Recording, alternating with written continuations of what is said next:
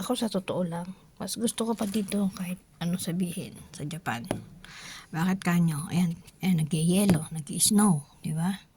Nag-snow siya.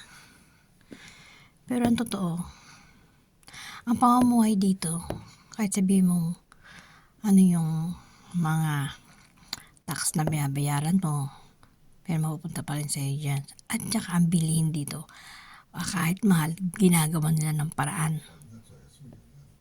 Ginagawa nila ng paraan para kumbaga inaasikaso nila yung sambayan nandito sa Japan.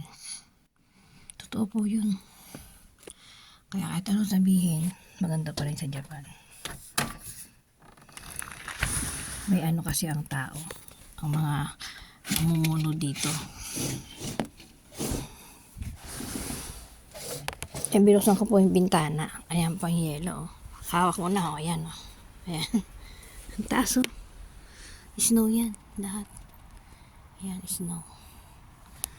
Ayan, diba? Oh. Alam nyo dito, kahit ano pa sabihin, maganda pa rin talaga. Ginagawa nila ng paraan kahit sa trabaho. Tinataasan nila yung sweldo. Kapag ganyang mataas ang bilihin. Tapos, kumbaga hindi katulad sa atin na hirap talaga. Walang pagbabago, di ba? Dito kasi silang lahat kumikilos. At saka dito may kahihiyan. Kapag hindi kaya, talagang tsaka pag ng tao sa'yo, talagang sila mismo pusang bumababa. Totoo po yun. God bless you. Yun lang po, talagang masarap tumira sa mga ganon.